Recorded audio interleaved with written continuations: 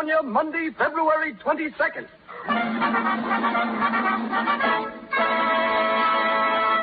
The Lux Radio Theater presents Errol Flynn and Olivia de Havilland in Captain Blood with Basil Rathbone, Henry Stevenson, and Donald Crisp.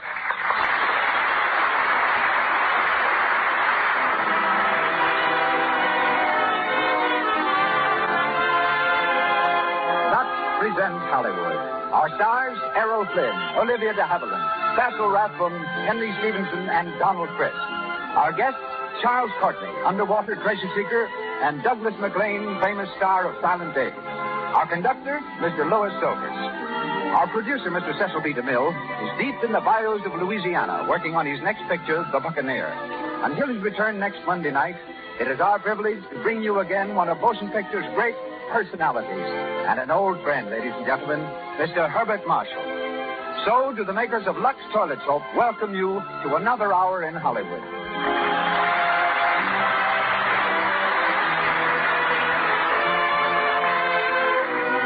Now, a word to the ladies.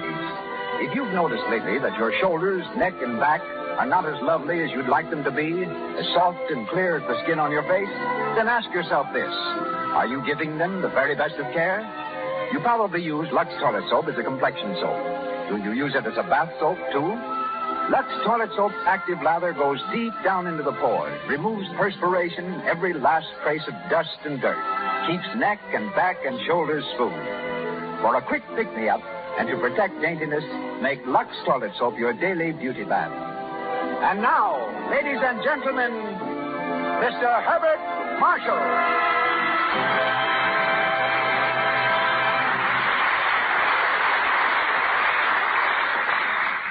Good evening, everyone. Many years ago, off the coast of Louisiana, there sailed a pirate named Jean Lafitte, a strange combination of plunderer and patriot, and who, one day, pinched by remorse perhaps, or by a sudden thirsting for new adventure, presented his cutthroats to Andrew Jackson, and thereby brought victory to the United States in the Battle of New Orleans. Tonight, Lafitte claims another British victim, and his name is Herbert Marshall. Lafitte, you see, is the subject of Mr. DeMille's next picture. And right now, he's down among the bayous, following the trail of the Buccaneer. He asked me here, so here I am, walking the plank with trembling step and quaking heart, but very thankful that next week Mr. DeMille will bring back in the Lux Theater Radio, and I once again will be able to resume the peaceful obscurity of a listener in. Our story tonight concerns another pirate, Captain Blood, with Errol Flynn in the title role. Born in Ireland, a descendant of Fletcher Christian, who led the historical mutiny on the Bounty, Errol's own adventures in the South Seas before he turned actor read like a page of strangest fiction. Signed by Warner Brothers, he made his first Hollywood success in tonight's story, and his latest film is Green Light. When Olivia de Havilland appeared here last fall, Mr. DeMille told you how Hollywood changed her plans to become a school teacher and overnight made her a brilliant new star. She, too, appeared in Captain Blood and tonight resumes her role of Arabella. Lovely, unspoiled, and with a talent belying her youth. We'll see her shortly and call it a day. With three other good friends in our cast, being here is something of a reunion for me. There's Basil Rathbone, who plays Captain Levasseur. Our Lord Willoughby is that charming gentleman, Henry Stevenson. While Donald Crisp, my fellow Londoner, who started his film career in The Birth of a Nation, is Colonel Bishop. And now, up goes our curtain as the Lux Radio Theater presents Captain Blood, with Errol Flynn, Olivia de Havilland, Basil Rathbone, Henry Stevenson, and Donald Crisp. And here they are.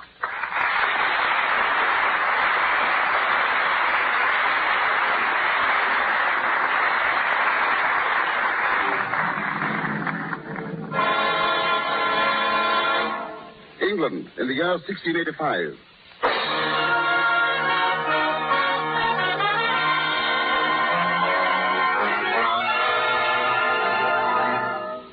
When James II ascended the throne, many of the common people of England rose in angry protest, only to be beaten into submission by the king's soldiers. Those rebels who survived the royal butchery were led to another certain death, a trial by a jury in Taunton Castle. We're in the great hall of the castle now. Among the 5 prisoners on trial is Peter Blood, a young Irish physician. Having no fear of God in your hearts, and being moved and seduced by the devil, you have stirred up war to depose said king. Therefore, you are here to be tried before a jury of your peers. The clerk will call the prisoners. Jeremy Pitt. Yeah. Hold up your hand. Are you guilty or not guilty? Guilty. John Wolverstone. Guilty or not guilty? Guilty. Uriah Ogle. Guilty or not guilty? Guilty, praise be to God. Henry Hagthorpe. Guilty or not guilty? Guilty. Peter Blood. Guilty or not guilty? It's entirely innocent I am. Are you guilty or not guilty? You must say the right words. Words, is it? Speaking of words, I'd like to say a few about the injustice of keeping an innocent man locked up for 3 months in such filth and heat and ill feeding that my chief regret is I did not try to pull down the filthy fellow that sits on the throne. Silence. Are you entirely ignorant of the proper procedure in court? I'm most happily ignorant up to now, and I could gladly have done without this acquaintance. Peter Blood, you were taken into custody at the same time as the other 4 prisoners. You were in their company on the night of the rebellion at Monmouth. Is that true? Yes, my lord. Then there is nothing more to be said except the passing of sentence. May it please your lordship, but there's a deal more to be said. I'm guilty of nothing, your lordship, unless it's to judge the crime that a physician tried to save a man's life. What's this? Do you tell us you're a doctor, you rogue? I do, my lord. I was summoned on that night to the side of a dying rebel. I went and was surprised there with the other prisoners. A doctor? Where are your witnesses? Jeremy Pitt, who summoned me. Oh, Master Pitt will testify. He that is himself a confessed traitor. Is that your witness? I can bring 100 from the town in which I live. Have done with it. We have no time for all this. Gentlemen of the jury, inasmuch as Peter Blood has admitted aiding a traitor to your king, I hereby instruct you to return a verdict of guilty, that he may be justly punished for his treason. So, justice has come to that, has it? A man's to be hanged now for doing his duty, huh? You will not be hanged, Master Blood. His Majesty has graciously commanded that in the future, all convicted rebels are to be spared. They're to be sent to the colonies in the West Indies, to be sold as slaves. Clerk, have the prisoners removed. They will sail for the Indies within the fortnight.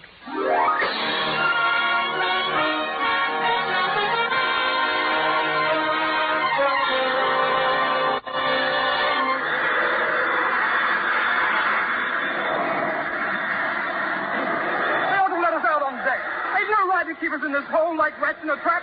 They've no right, I say. Be quiet, Jeremy Pitt. Keep a hold on yourself. Then the Lord arose and rebuked the winds and the sea, and there was a great calm. Matthew chapter 8, verse 26. There'll be no calm upon this sea, Master Ogle, until we sight Port Royal. If ever we do sight it. Do you think we will, Peter Blood? Aye, to our worst luck, Wolverstone. It's the sun that rages there, so I hear. Burns deep into a man's blood till the skin shrivels on his bones. Oh, God. What has happened to us, Peter? Oh, we're sweating the fields, Jeremy. First be bought and sold on the auction block like you'd haggle for a pig or a horse. Now count your teeth. Feel your muscles. Put a price on your head small enough to be an insult to a beast. Yes, it's a gay place, the auction block. A fine, gay place.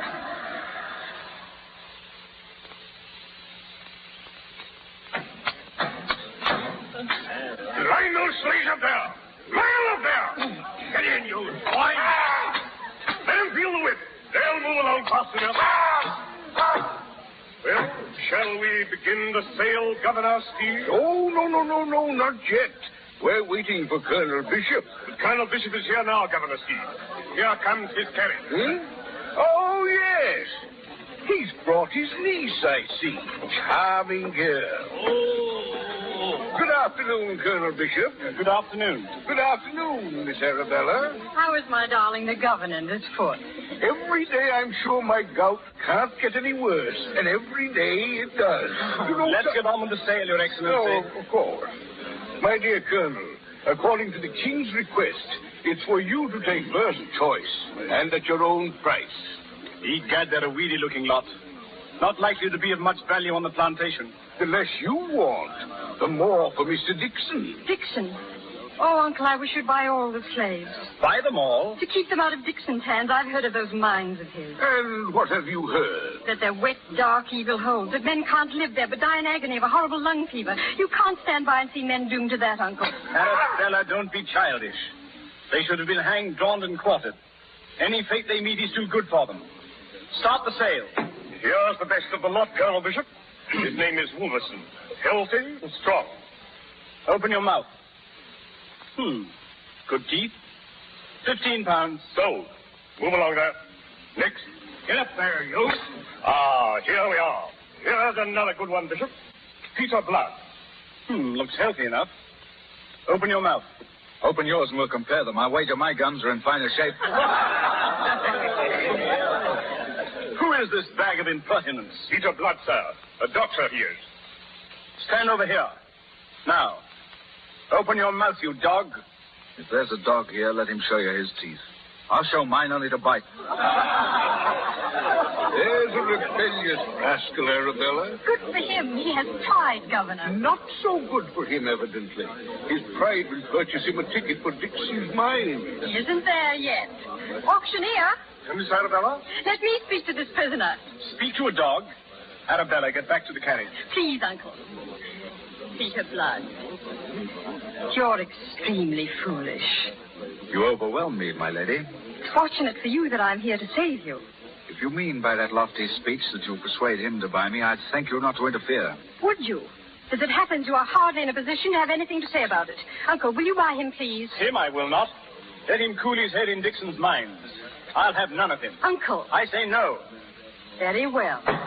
Mr. Dixon, will you make a bid? I'll give £5 for him. £5. That's an insulting sum to offer. Well, does anyone ever more? I do. I'll give £6. You flatter me. I'll give 8. Arabella, you're making a spectacle of yourself. Let me be. £9. £9. £9, Miss Arabella.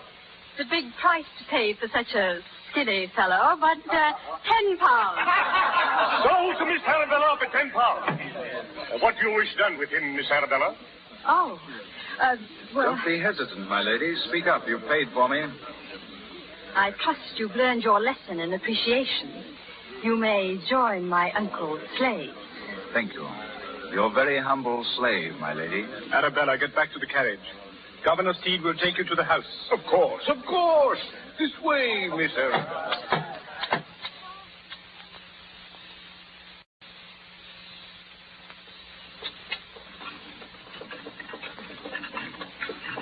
Oh, blast these bumpy roads. My foot's a bundle of fire. What does the doctor say, Governor? Say? He says nothing, of course. Well, then why not try someone else? Another doctor? There's only 2 in the whole blasted island, and each is worse than his partner. There is another now. Who? Peter Blood? Oh, a slave. Would you elevate a slave to be physician to the governor? Well, why not? If he can help you, you can't tell. He may be very good. Well, it might be worth a try. I'll have him come and treat me for a while. Why are you laughing? I'm just thinking how annoyed Peter Blood would be if he knew I'd just done him another favor.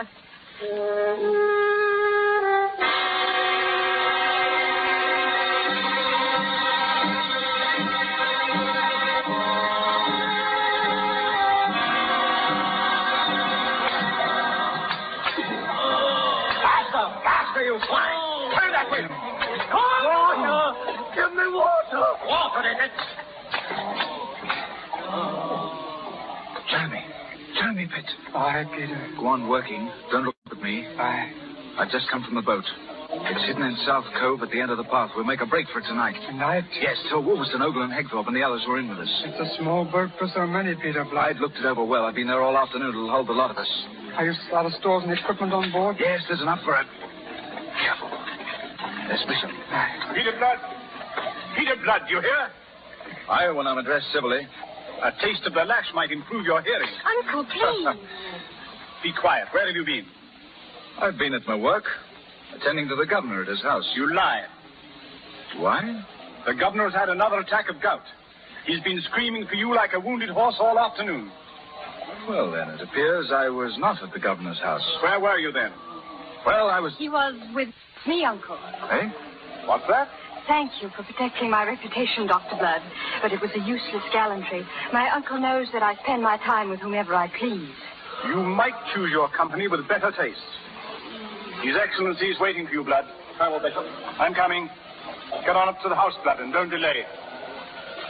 Would you care to drive up, Dr. Blood? Well, thank you. Drive on.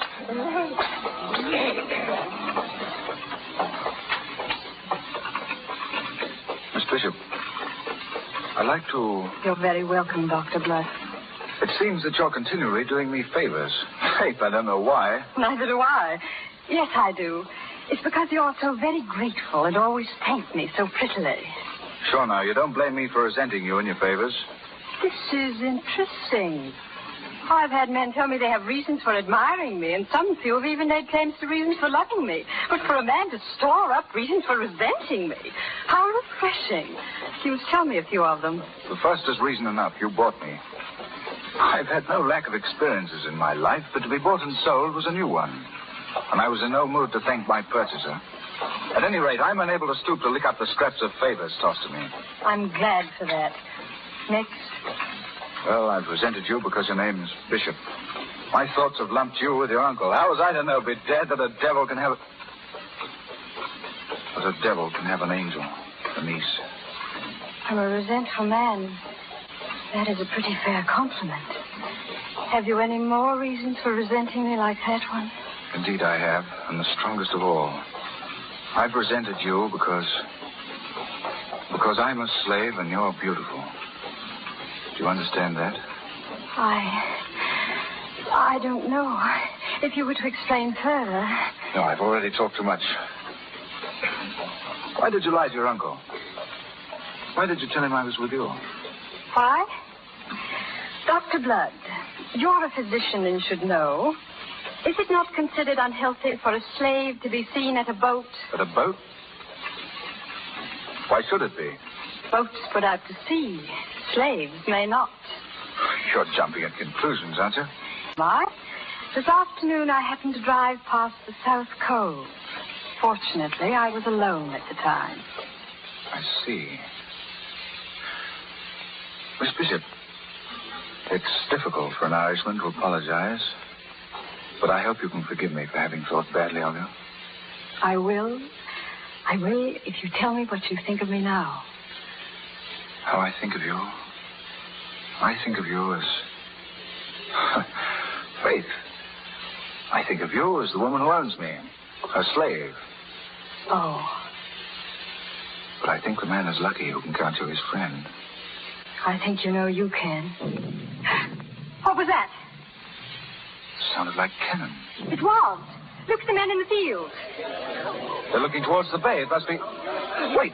Can you see? Yes, there's a fleet sailing in. Spanish man of war. Spanish? Then it's an attack. A surprise attack. Quick, into the house. Where are you going? I've got to see the men. We've work to do. Dr. Blood, come back. Don't go down there. Peter, Peter.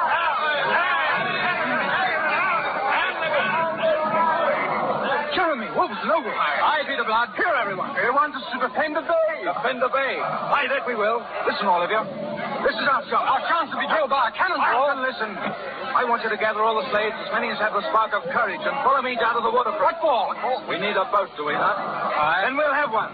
But none of your skulking little craft. We'll take a good one, a Spanish man of war. Aye. We'll board her under the fire from the other ships. Take command of her. Turn our cannons on any Spanish boat that blocks our way to the sea. It's a long chance, friends, but with the help of God, we'll make it. Are you with me? Then come on, everyone.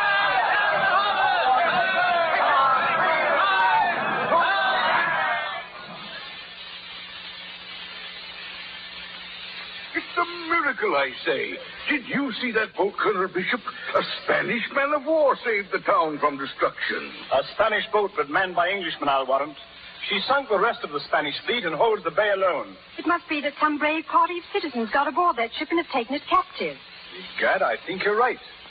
Someone should go aboard and congratulate them. Yes, I'll have the longboat row me out. Oh. I'll not be long, Your Excellency. I hope your uncle does them full honor out there. They deserve it, Your Excellency. Whoever commanded that party was a brave man. A very brave man. I wonder who it could have been.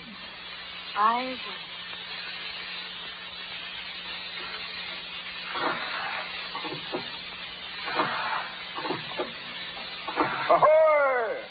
Spanish man of war, ahoy! They don't answer, Colonel. That's strange. I'll go aboard. Pull over there by the ladder.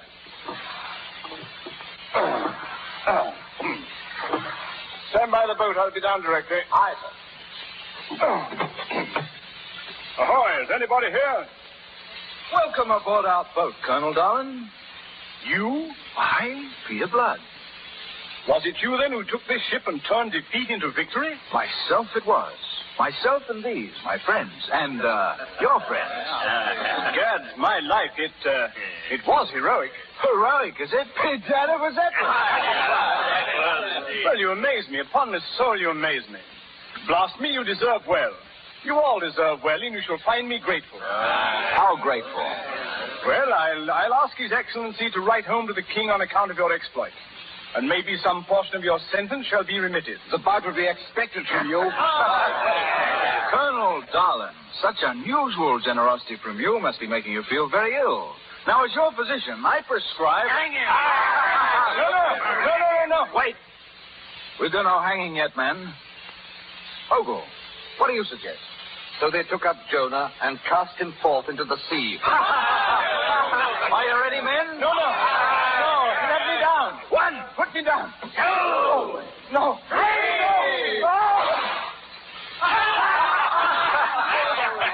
And then the whale came and swallowed Jonah, I hope. What now, Captain Blood? Captain, is it? So be it, then. Each man to his post. Make ready for sea. Ready for sea! Up into the shrouds, men. Take the helm, Jeremy. But a name. We must have a new name for the boat. What name shall it be, Captain Blood? A new name, eh? Very well. We'll call her the Arabella. The Arabella it is.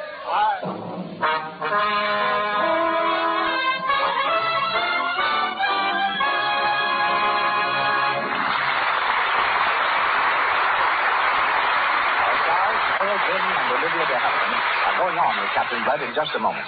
Now, a short side trip to the home of a reporter from one of the famous movie magazines. This particular reporter has a new roommate from New York. Let's listen in. Peg, do me a favor, will you? Kind of look over this beauty article tonight. I walked the dressing rooms of every studio in Hollywood today to get the dope for it. Oh, why don't I get jobs like that? I've never been in a studio dressing room yet. Boy, I'll bet those screen stars have some plenty expensive beauty aids around. Upkeep on million-dollar complexions must be something. Hey, don't tell me it's news to you that screen stars use Lux toilet soap. Why, everybody knows that. But believe me, there's a lot in seeing it with your own eyes in the dressing rooms at RKO, Warner's, and all the rest. Of course, I've heard a lot about Lux toilet soap.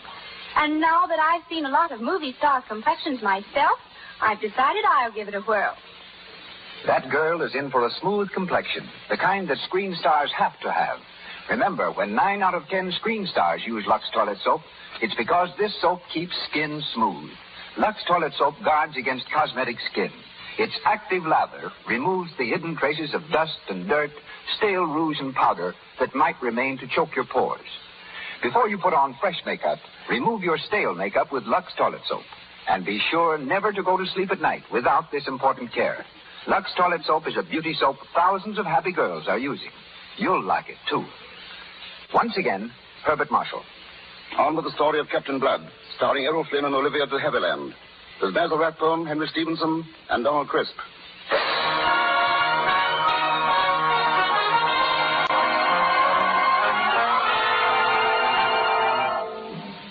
When Peter Blood and his men sailed out of Port Royal, a price was set upon their heads. Unable to put into any civilized port, they took the only course open to them. They turned to piracy. With a ship, a handful of men, and a brain, Peter Blood carved out a crimson career in his new profession, until his name became the terror of the Caribbean. Captain Blood! Captain Blood! The Peter and David I tell you, Peter Blood must die! Until his name became the pride and toast of every buccaneer.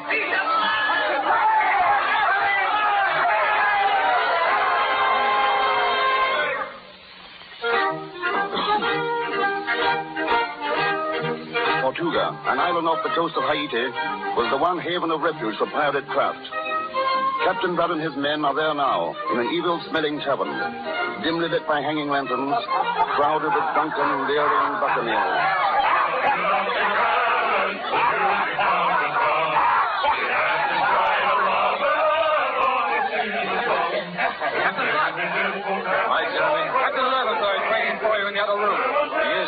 Yes, it's about the partnership. Tell him I'll be there. Come on, lad, join with me on this.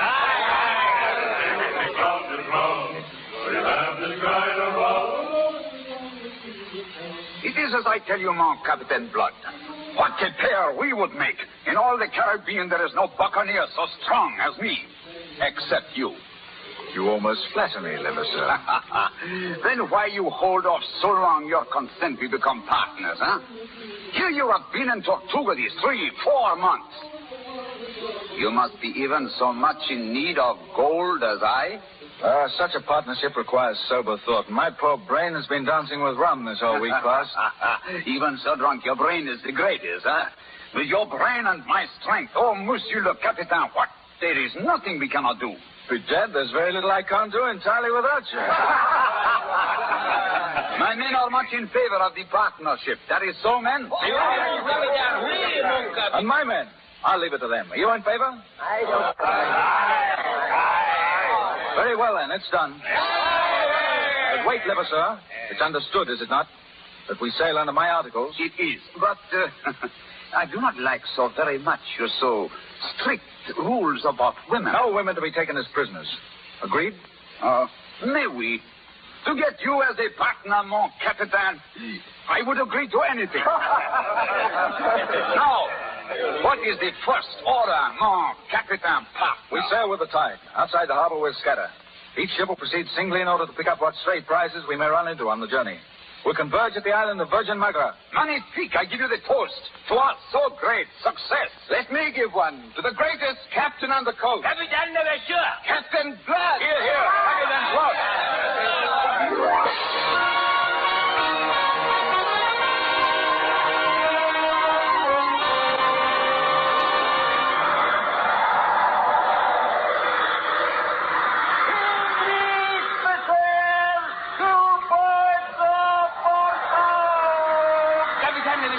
Capitaine Levasseur. Oui. You hear the lookout, mon Capitaine? An English vessel off our port. We are lucky, yes? Just as I am about to give up and anchor to wait for my partner, Captain Blood, this very fine English prize walked right into my parlor and said, Bonjour, Levasseur. We go to give welcome, Cahusac, huh? Oui, mon Capitaine. Run up the Spanish flag. We must take them by surprise. Run up the Spanish flag!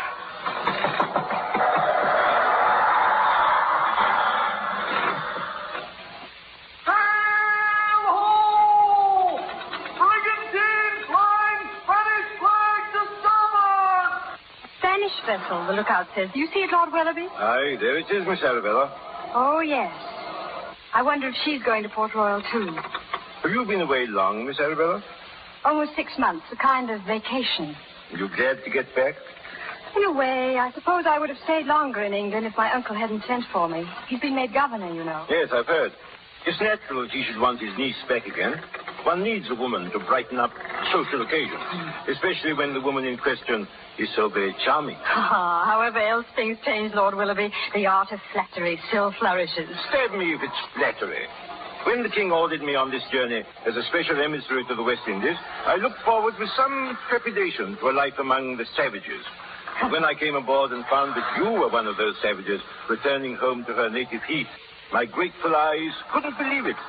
You pictured us running around in animal skins eating raw meat? Why not, in a country filled with Indians, Africans, and pirates? Oh, speaking of pirates, did you ever happen to hear of a wild rogue named Peter Blood? Peter Blood? Yes. No, I don't know him. I hardly number pirates among my acquaintances. No, of course not. Silly of me.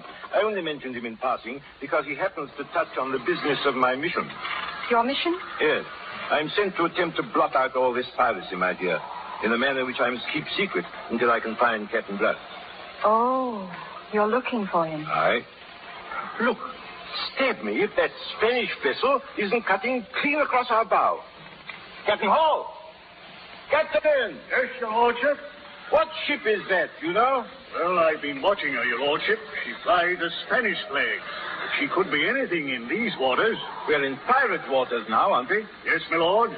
Yonder bank of low clouds is the island of Virgin Magra. Exciting, isn't it, Miss Arabella?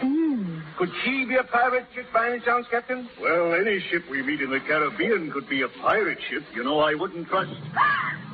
She fired across our bow. All hands on deck! All hands on deck! She is a pirate ship. And the talons! Get below, Miss Arabella. The captain's going to fight it out.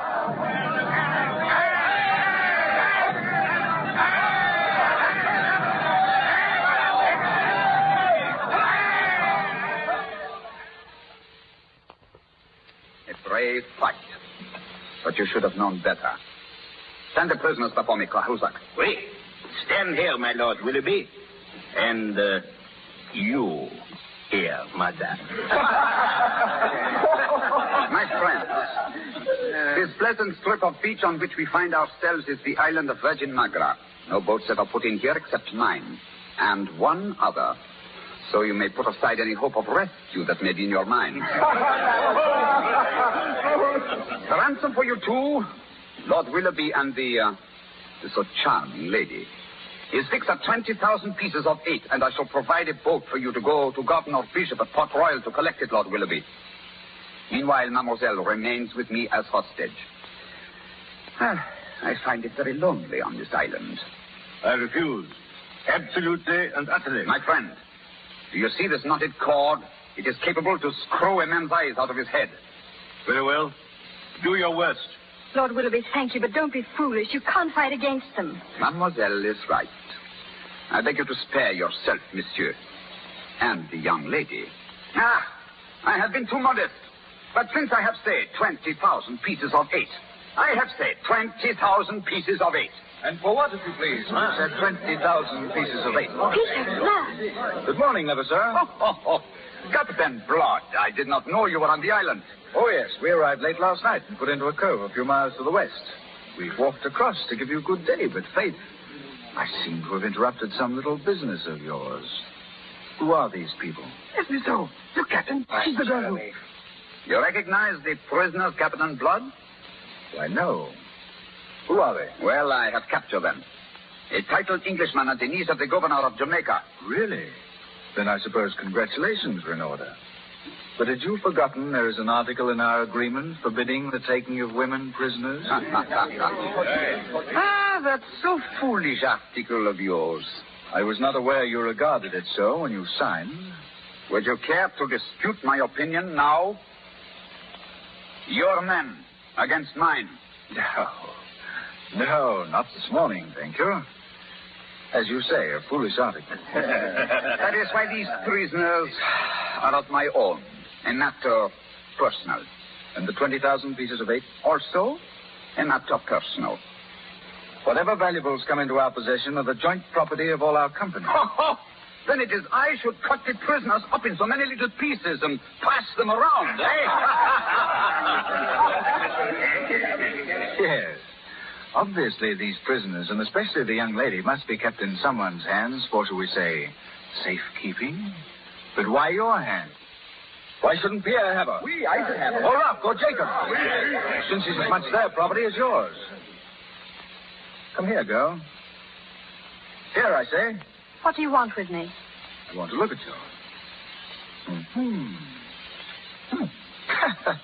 Be dead if I blame you, Lever, sir. A trifle skinny, perhaps. But an attractive baggage at that.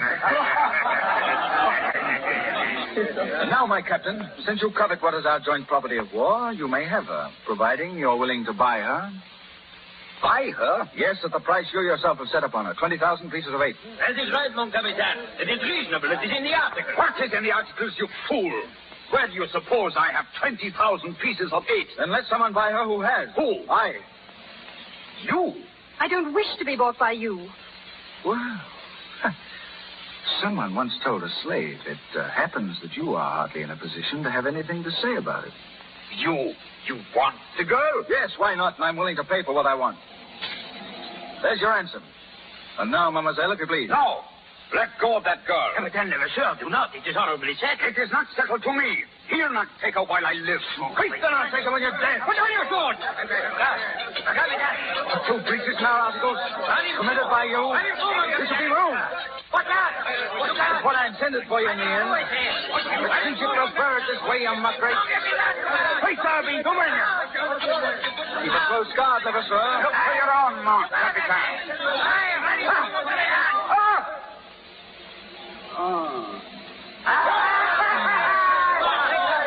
He's dead. Clean through the heart, Captain Blood. That, my friend, ends a partnership which should never have begun. Wolverstone. We're leaving. Take the girl. What are you going to do with me? Where are you taking me? I've not decided as yet. I'll go to Port Royal or nowhere. Will you now? You'll find you'll do as I say. What right have you to treat me this way? Right? The right of possession. Wolverstone, you may take my property aboard ship.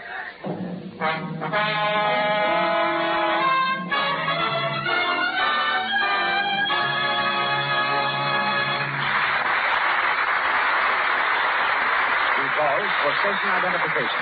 This is the Columbia Broadcasting System.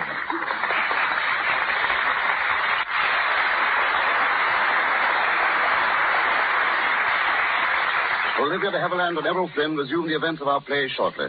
And now, ladies and gentlemen, we leave the treasure-hunting pirates of the 17th century for a treasure hunter of today, Mr. Charles Courtney, the world's greatest locksmith. His uncanny ability to find the combination has carried him all over the world, led him to save innumerable lives and risk his own as many times, and recover in all over $50 million in treasures lost on land and sea. The Lux Radio Theater extends its stage from Hollywood to New York, where we welcome the world's greatest safecracker. Mr. Charles Courtney now speaks to you from New York. Thank you, Mr. Marshall. Captain Blood took his treasure from ships that sailed on the seas.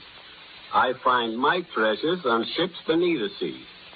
The worst fight I ever had, and one that almost cost me my life, was in the North Sea. We were trying to recover the $50 million that sank with Lord Kitchener's ship, the Hampshire.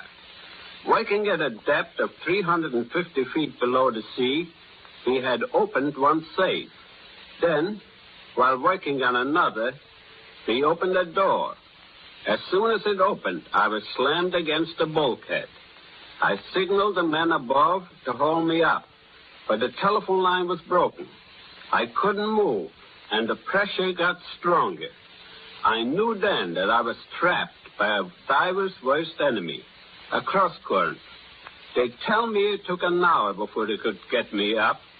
No one will ever go down there again, for the English government has consecrated the Hampshire as Lord Kitchener's tomb. I have had exciting experiences on land. Once I had to pick the lock of a burning apartment with a fork and a knife to rescue a woman and 3 children. Picking locks and hunting for treasure have carried me into many countries and many tight spots. But as this is the Lux show, Mr. Marshall, this will interest you. No matter what part of the world I'm in, I never have to hunt for Lux soap. You can find it everywhere. I know, Mr. Marshall, from my wife and my 18-year-old daughter, that Lux soap is important to the ladies for complexions. But I'd really like to say something from a man's angle. I use it regularly for the bed. Believe me, there have been plenty of times in my life when a good hot tub and a cake of Lux soap felt mighty good to me. My trade has had its amusing side, too. One thing I always like to remember is one of my contacts with the police department. A patrol wagon appeared at the door of my shop one day, filled with prisoners. The officer in charge had lost his key, so he asked me if I would pick the lock of the wagon door so he could let the prisoners out to lock them up again in jail. Thank you, Mr. Courtney. Back to Hollywood now, where we continue with Captain Blood, starring Errol Flynn and Olivia de Havilland, with Basil Rathbone, Henry Stevenson, and Donald Crisp.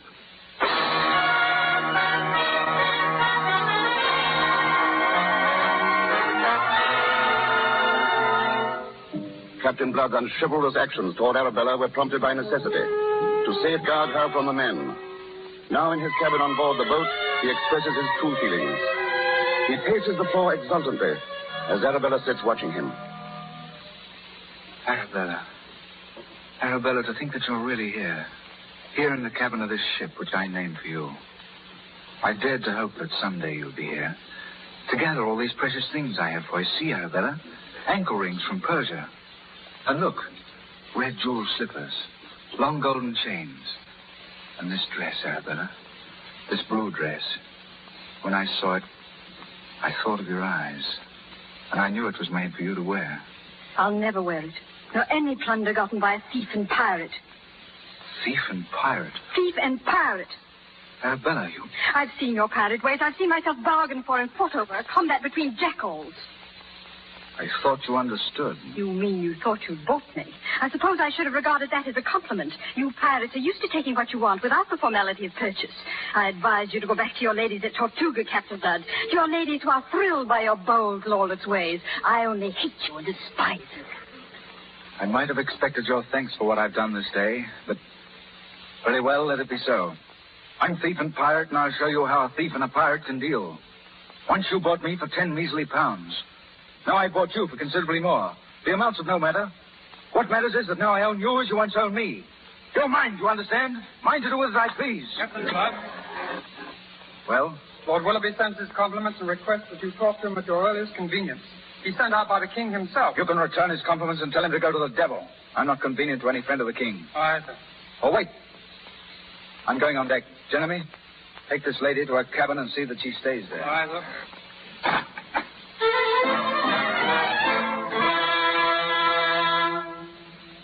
How you hate the fellow. If I were a young man, blast me if I wouldn't be jealous. And you said you didn't even know him. He was once my slave. Your slave? Then you must have known him well. I did. He doesn't seem such a bad fellow for a pirate. In those days, I thought him an unfortunate gentleman who had suffered a great injustice. When he made his escape, I was thrilled and happy.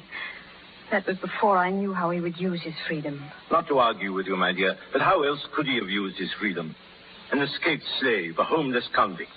And aren't you forgetting that a man's bitter heart may demand its revenge? That's the unforgivable thing, to have held his revenge above all else and so to have destroyed himself, for he has. I've seen pirates. I know what they are. Cruel, evil, greedy, plundering peaceful cities, torturing their captives. Beasts out of hell they are. Are you so much in love with him? In love with him? To care so much what he does? I don't care in the least what he does. Someone should for what he's doing now. Still, your uncle commands a fleet at Port Royal. That much is fortunate. Why? What's this about Port Royal and my uncle? He amazes me, this Peter Blood. That's where he means to take us. No, he can't. I'm afraid he can if he wants to.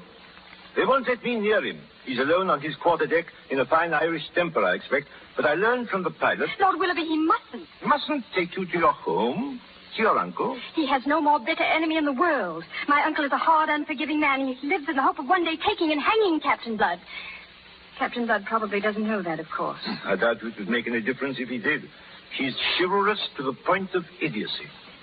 And yet he's been what he has been these last 3 years. And done what he's done. Oh, Lord Willoughby, help me. I see your point, my child. But it's something you'll have to decide for yourself. Life can be infernally complex.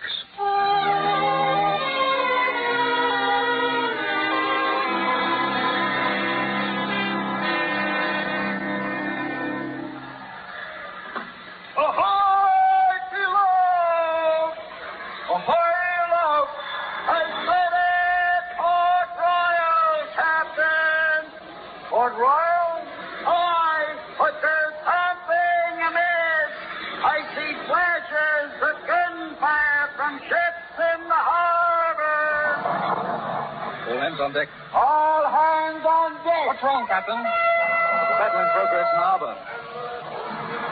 Ahoy, love. How many ships do you make out? 2, sir. They are firing on the fortress.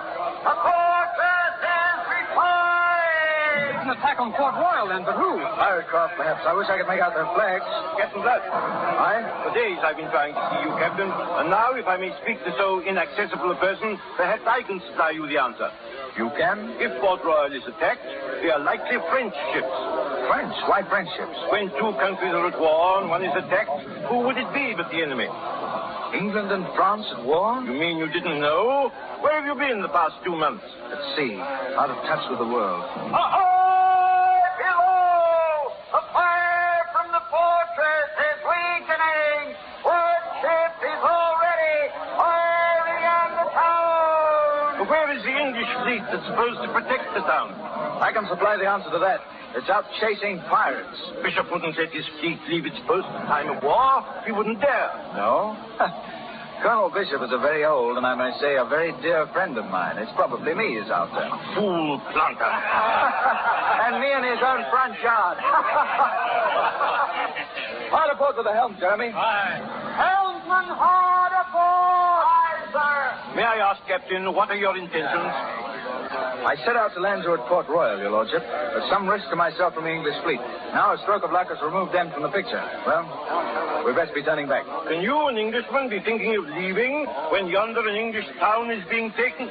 Well, of what should we be thinking? Of the honor to fight for your king. To fight for my king, is it? You hear that, lad? The honor, is it?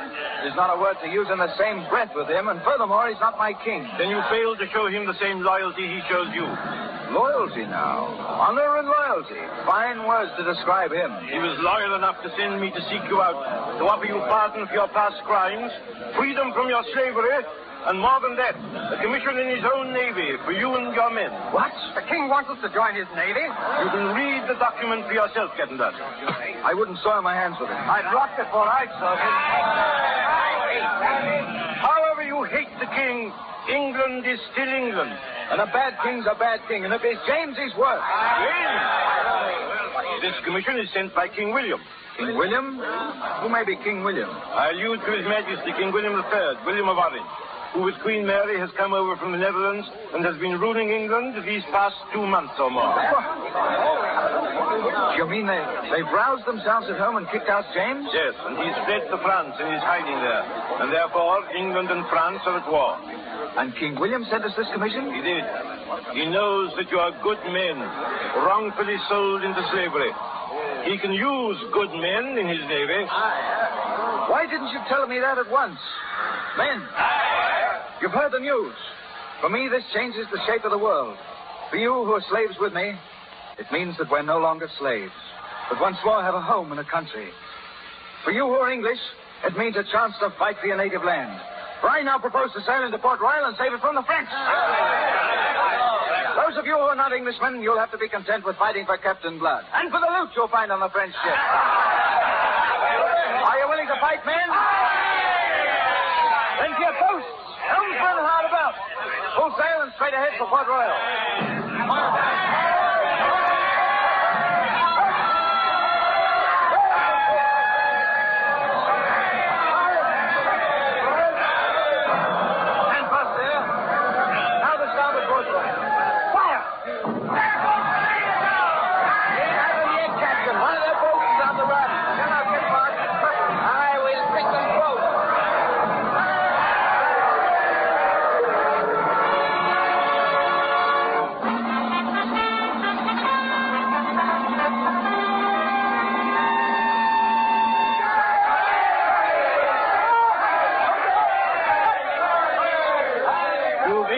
Thanks, Captain Blood, and my admiration.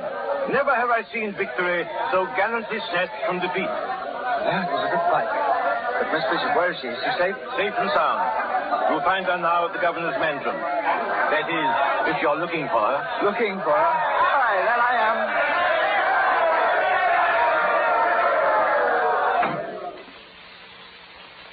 Good evening. Peter Blood. I thought you'd gone. But faith, I've only just arrived. But you can't stay here. My uncle's just returned. Yes, I know. You know. Well, what are you going to do? Just stay here?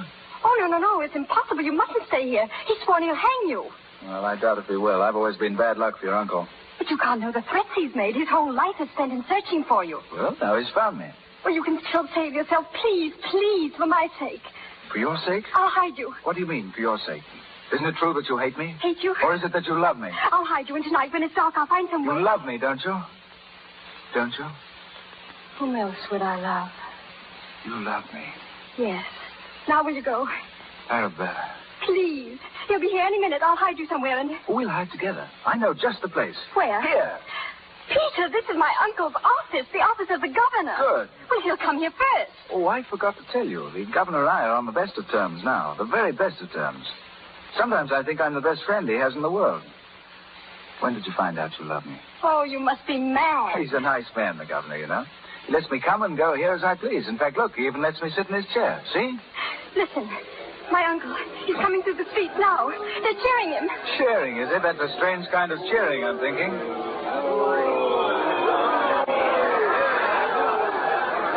Take your hands off me, you rogues. I have arrested you by order of His Excellency the Governor. The Governor? You're mad. I am the Governor. You mean you were the governor? But you've changed that in your absence. Bishop, you're removed from office for abandoning your post in time of war. Who the devil are you? My name is Willoughby. I'm a special emissary from His Majesty the King. Lord Willoughby? You were informed, I think, of my coming. Oh, yes. And yet you went off on some wild goose chase after a pirate, leaving your capital at the mercy of the enemy. It's a serious matter, Colonel Bishop, as you may find. But your lordship... I'm not concerned to hear your reasons, man. His Excellency the Governor will hear you. The Governor? You'll find him inside the house. It rests entirely with him, whether you're hanged or not. This is one more item to the account of that scoundrel Blood. By heaven, what a reckoning there'll be when we meet.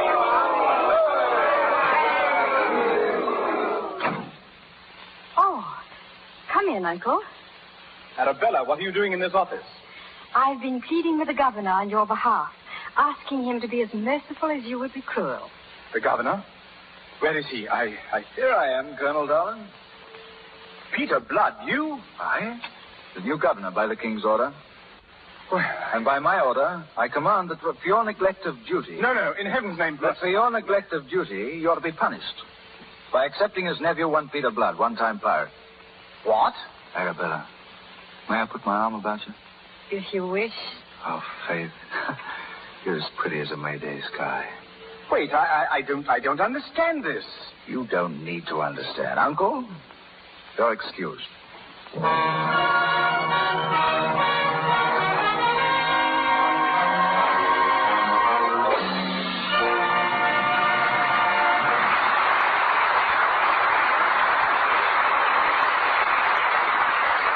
So we ring down our curtain on Captain Blood, but not on Errol Flynn and Olivia de Heatherland, who return to us in a few moments. Douglas MacLean is one of the 4 or 5 major stars of silent days, still most prominently identified with films. He starred in such pictures as The Hottentot, 7 Keys to Baldpate, and 23 and a Half Hours Leave. Then he turned producer, sponsoring So Red the Rose, Accent on Youth, and Mrs. Wiggs of the Cabbage Patch, to name a few. Today, he is head of Douglas MacLean Productions, whose pictures are released by Grand National, the most recent of which is Great Guy, starring James Cagney. Ladies and gentlemen, Mr. Douglas MacLean.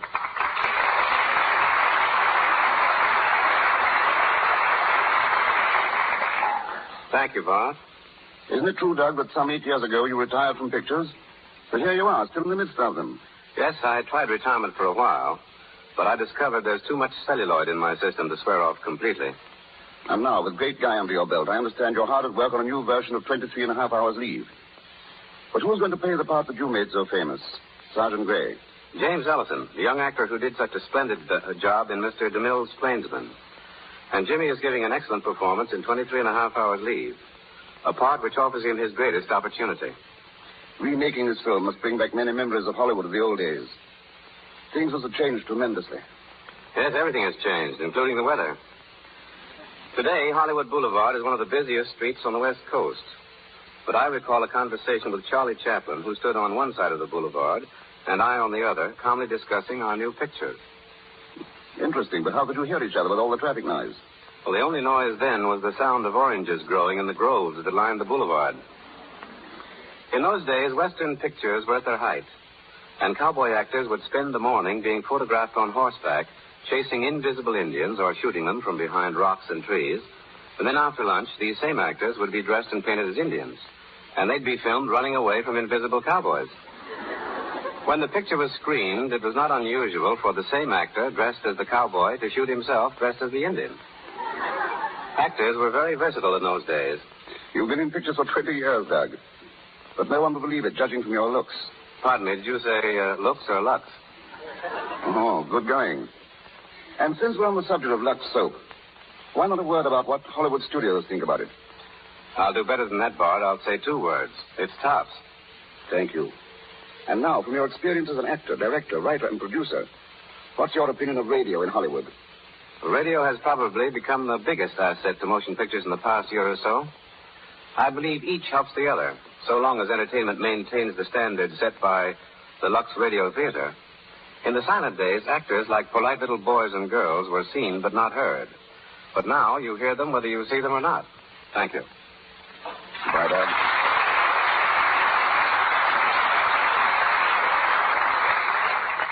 As a consistent Lux listener, I know this is the time when Mr. DeMille calls forth the stars to shine again, and so shall I. Ladies and gentlemen, Errol Flynn and Olivia de Havilland.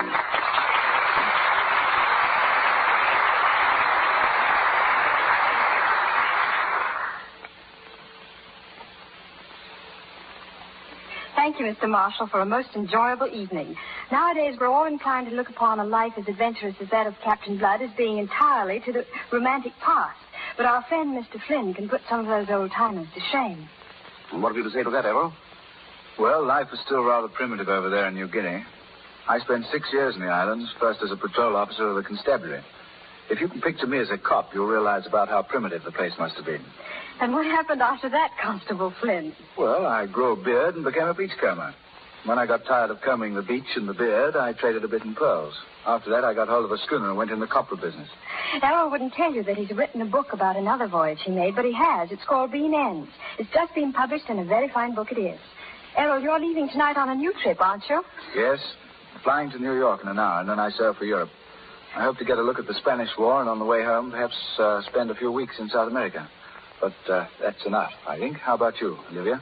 Well, after working in 2 pictures with me, Errol, you should know what a singularly uneventful life I lead. But it's a very happy one. And I'm looking forward to making a picture soon with Leslie Howard. And then next summer, if things turn out as I hope they will, I plan to spend 3 whole months touring the country in an automobile and really seeing what the United States look like.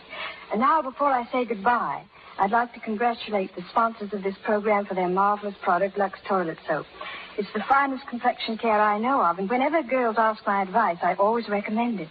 Thank you. Goodbye, Bart. Many thanks. To both of you, all the luck in the world. Thank you, Mr. Haviland, Mr. Flynn, and Mr. Marshall. Ladies and gentlemen, this is your announcer, Melville Ruick. Before Mr. Marshall tells us of next week's program, may I say that Mr. Flynn, Mr. Haviland, Mr. Rathbone, and Mr. Crisp appeared through courtesy of Warner Brothers, Mr. Marshall, RKO, and Columbia Studios, and will next be seen with Marlene Dietrich in The Angel. Mr. Silvers is from 20th Century Fox, where he was in charge of music for the new film Love is News. And now, Herbert Marshall.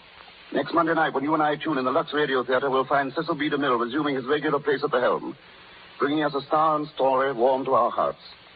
The story will be Peter B. Kine's Kathy Ricks. In the title role, one of the finest character actors of the stage, screen, and radio.